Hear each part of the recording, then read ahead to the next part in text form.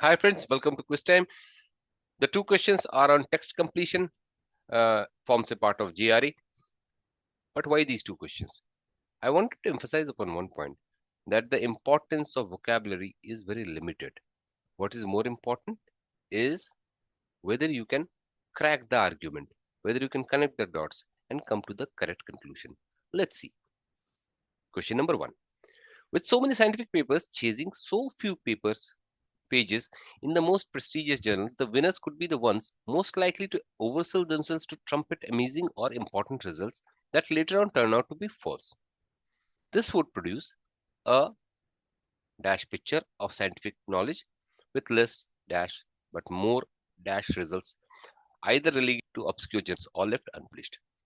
To crack this argument, we find that all the three blanks are in the second sentence. So obviously the clue has to be drawn from the first one. Obviously, three blanks in one sentence makes sense that we get to the first argument first. Get to the crux of the argument in the first sentence itself. So what it says, with so many scientific papers chasing so few pages, chasing so few pages. So scientific papers chasing so few pages in the most prestigious journals, the winners could be the ones most likely to oversell themselves to trumpet amazing or important results that later on turn out to be false. So many scientific papers say 1, 2, 3, 4, 5, 6, SP1, SP2, say scientific paper 1, 2, 3, 4.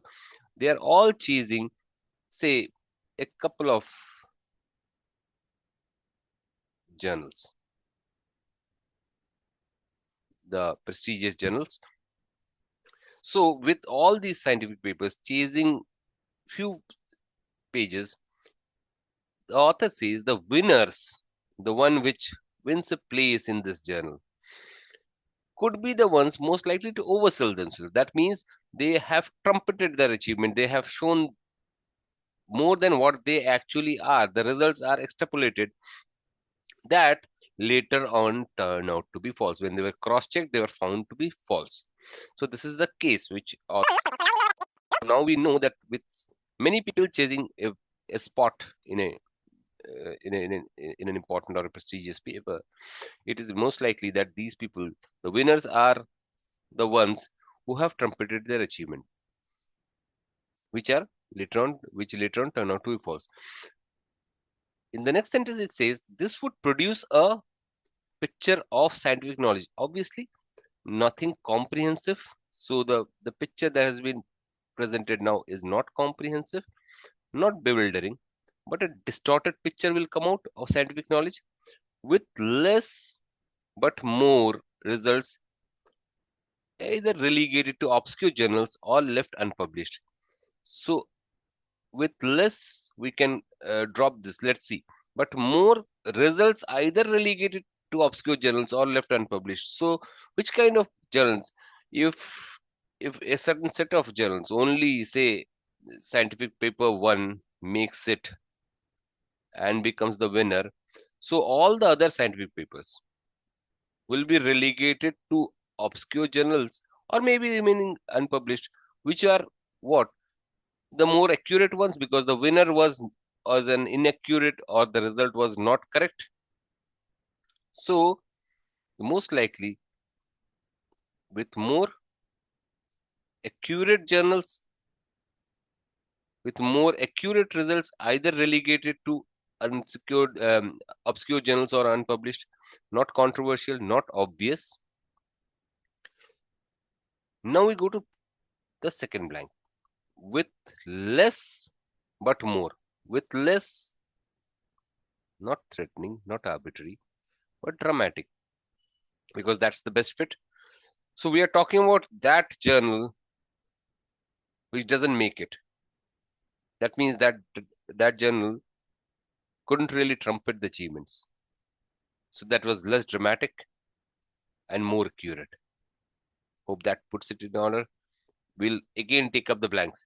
This would produce a distorted picture of the scientific knowledge with less dramatic but more accurate results, either relegated to obscure journals or left unpublished. Right? We'll again read the argument whether everything fits in or not. With so many scientific papers chasing so few pages in the most prestigious journals, the winners could be the ones most likely to oversell themselves to trumpet amazing or important results that later on turn out to be false. This would produce a distorted picture of scientific knowledge. Yes, correct. With less dramatic, less showy, less ostentatious, but more accurate results either relegated to obscure journals or left unpublished. So the quality ones are not published. Obviously, the answers are distorted, dramatic, and accurate. Now, in this question, let me ask you: Do we? Is there a challenge with these words? Absolutely not. So it was all about connecting the dots and finding the correct answer which fits in. But the only challenge is you have got less than 1 minute for doing this. Okay. So let's go to the next one and see. Right, folks. Question number 2. The quiet, careful member of a collaborative, creative pair may naturally be, by posterity, in comparison with brash, dramatic one. Braque and Picasso created Cubism together, but the mercurial Picasso is regarded as the star of the movement, while Braque, because he was so much more, has been relatively by history. Now, in this argument, there are two sentences, one having one blank, the second one having two blanks. So the first and the second sentence both have to be used to get into the crux of the argument. So let's start one by one. The first sentence: the quiet, careful member of the collaborative creative pair may naturally be, by posterity, in comparison to the brash, dramatic one. In a collaborative pair, there are two people: the quiet one and the dramatic one. Now, the author is saying the quiet, careful member of the collaborative creative pair may naturally be, by posterity comparison. What will happen to the quiet one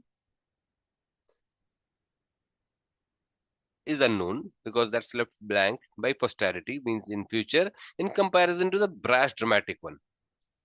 The dramatic one will be remembered, or the quiet one, it is unknown. So that's because of this blank. So we have to solve this blank. Let's read further. So we cannot go ahead with the blank one.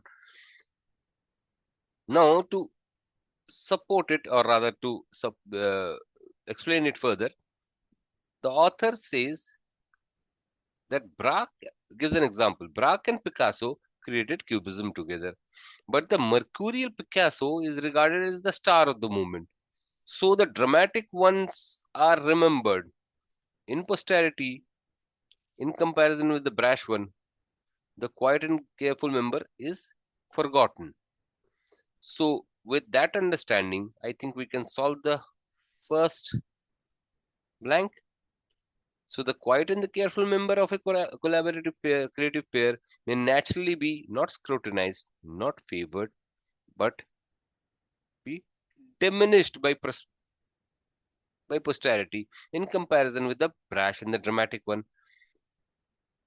Having solved blank one, let's go to the second and the third blank.